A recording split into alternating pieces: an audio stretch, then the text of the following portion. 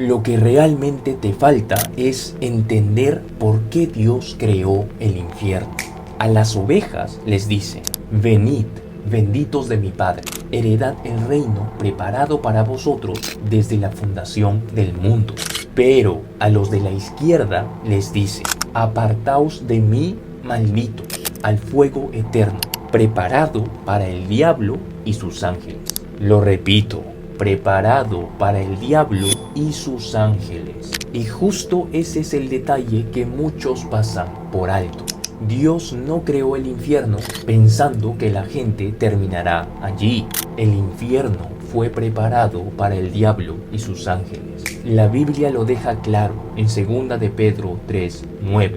El Señor es longánimo, es paciente para con vosotros, no queriendo que ninguno perezca, sino que todos procedan al arrepentimiento. Solo imagina a Jesús en la cruz, como si estuviera en la entrada del infierno. Y Jesús te dice: si vas a entrar allí, primero tienes que pasar por encima de mi cuerpo muerto, aunque no lo creas. Ese y más es el nivel que Dios tiene en amor para con el hombre.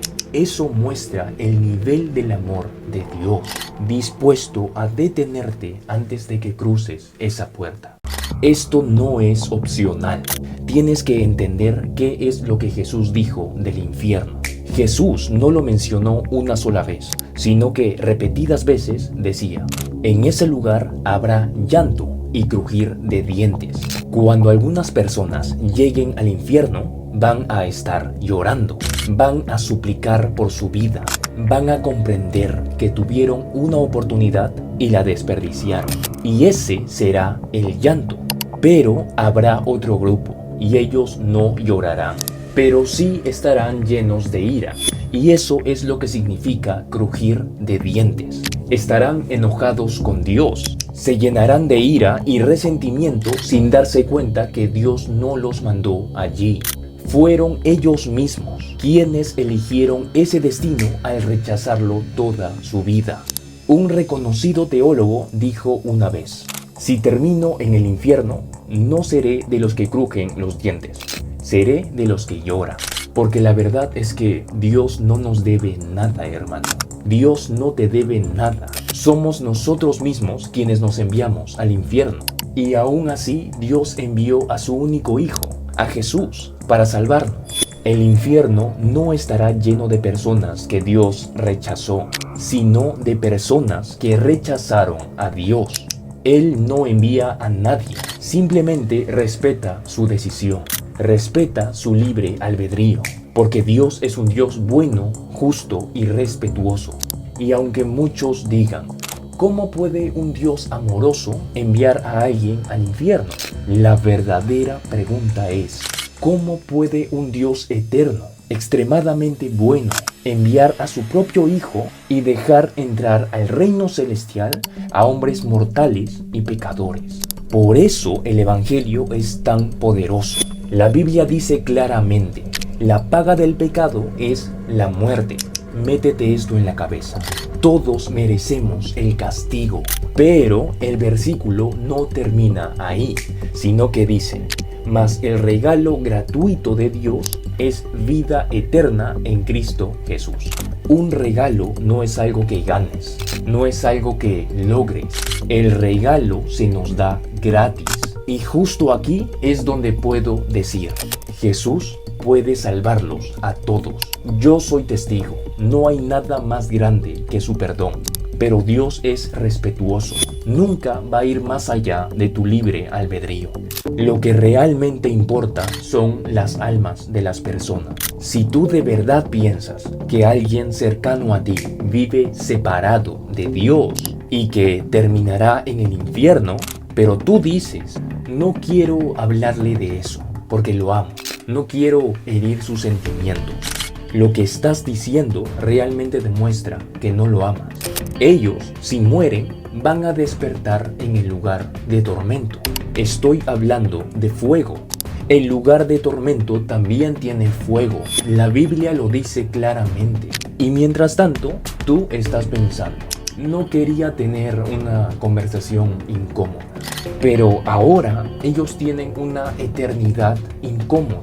Y yo prefiero 1000 veces una charla incómoda que un tormento eterno.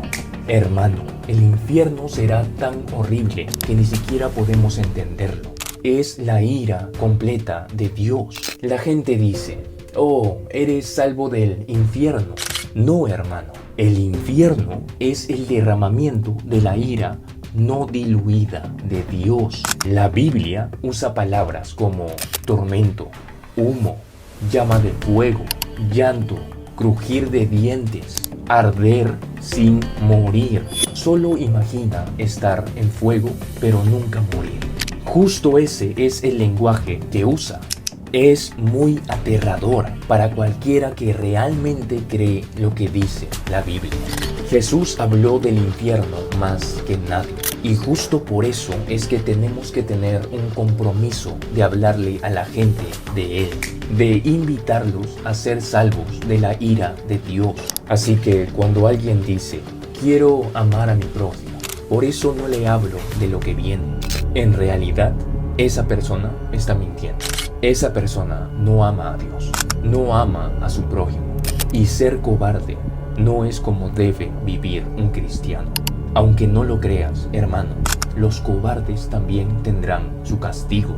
Apocalipsis 21:8 dice, pero los cobardes e incrédulos, los abominables y homicidas, los fornicarios y hechiceros, los idólatras y todos los mentirosos tendrán su parte en el lago que arde con fuego y azufre.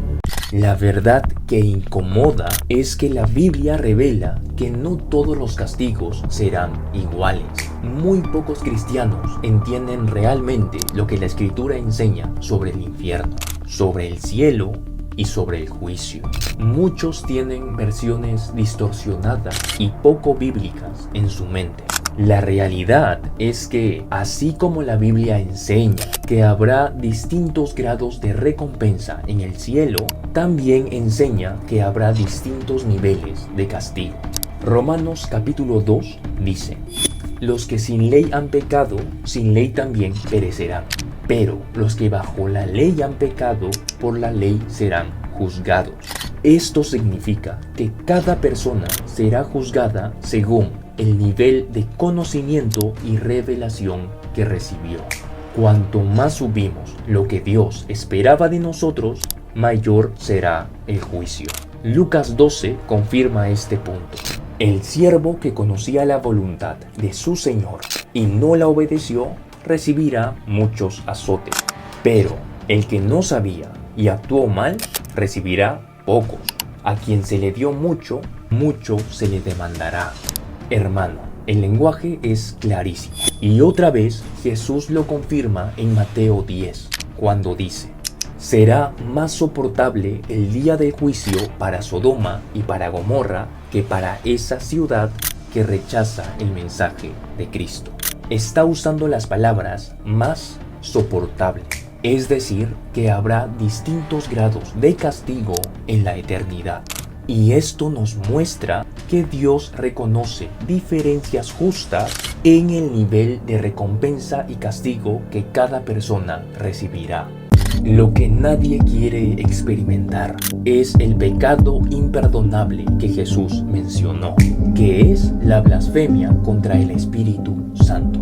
Ese es el pecado que jamás será perdonado. Jesús dijo claramente, el que blasfeme contra el Espíritu Santo no tiene jamás perdón, sino que es reo de un juicio eterno. Aquí vemos que se utiliza la palabra juicio eterno, así que debemos fijar nuestra atención. Hay historias de cristianos que se levantan desesperados por la noche, diciendo, ¿habré blasfemado contra el Espíritu Santo cuando hice esa broma sobre invitar al Espíritu Santo a mi cumpleaños?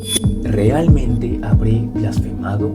Entonces, ahí tú te preguntas, ¿qué significa blasfemar contra el Espíritu Santo y por qué es imperdonable? Blasfemar contra el Espíritu Santo es llegar a un punto en el que has jugado tanto con Dios que tu corazón se endurece al extremo. Ya no escuchas su voz, no te arrepientes del mal que has hecho. Y justamente por eso, los únicos que caen en esa blasfemia son los que no sienten ya absolutamente nada. Están tan indiferentes que su espíritu está muerto hacia Dios. Recuerda al mismo Faraón. Endureció su corazón 6 veces. Luego recién leemos que el Señor endureció el corazón de Faraón. Si quitas esas primeras 6 veces, parece que fue Dios quien lo endureció. Pero no, Faraón lo hizo por sí mismo y cualquiera de nosotros puede hacerlo. La diferencia es muy clara. Si una persona tiene el más mínimo deseo de decir, Señor, perdóname, estoy en falta, claro que el Señor lo perdona. Solo aquellos que ya no tienen ni un solo deseo de pedir perdón son quienes posiblemente pueden cometer este pecado de blasfemar contra el Espíritu Santo. Esto no es motivación, esto es una realidad. Jesús habló de algo que los teólogos llaman estado intermedio, y muchísimos cristianos ni siquiera han oído hablar de esto.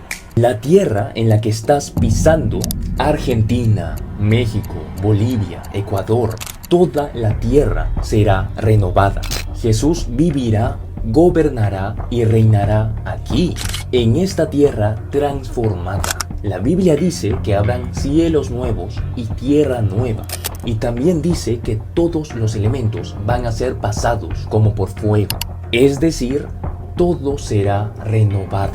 Pero esa renovación no ocurre sino hasta el final. Entonces tú te preguntas, ¿qué pasa con las personas que mueren antes de que todo esto suceda?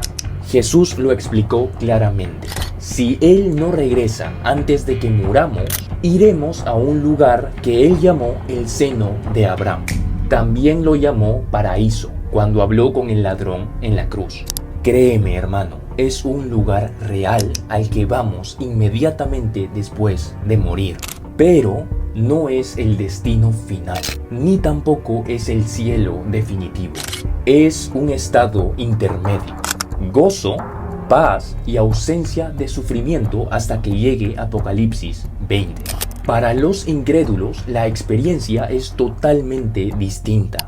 Ellos van a un lugar intermedio de sufrimiento. No es el castigo eterno, pero sí es un adelanto. La Biblia lo llama el lugar de tormento. Es un espacio temporal de juicio parcial, hasta que llegue el momento en Apocalipsis 14 y Apocalipsis 20, cuando Jesús regrese y arroje a los incrédulos, a Satanás, al anticristo, al falso profeta, al lago de fuego. Ese sí es el infierno final. Cuando la Biblia habla de Seol en el Antiguo Testamento y de Hades en el Nuevo Testamento, Seol y Hades son lo mismo, está hablando de estos dos lugares, el seno de Abraham y el lugar de tormento. Estos dos lugares están en el Hades, y es muy necesario que tú entiendas estos términos para saber a dónde nos iremos si morimos antes de la venida del Señor. Esto no es lo que parece. Hay una parte del credo de los apóstoles que dice que Jesús descendió al infierno, y lo que significa en realidad es mucho más profundo, porque Jesús nunca fue al infierno. Tú te preguntas, ¿a dónde se fue después de morir? La razón por la que la gente cree que Jesús se fue al infierno está en ese antiguo resumen del credo de los apóstoles. Allí dice que descendió al infierno. Pero ojo, la palabra infierno no significaba lo mismo que hoy. En la Biblia aparecen dos términos que ya mencionamos: Seol en el Antiguo Testamento y Hades en el Nuevo. Ambos se refieren al lugar de los muertos. Literalmente es como una sala de espera con dos lados. Uno lleno de consuelo y de paz, el paraíso, y otro de sufrimiento, juicio y separación, el lugar de tormento.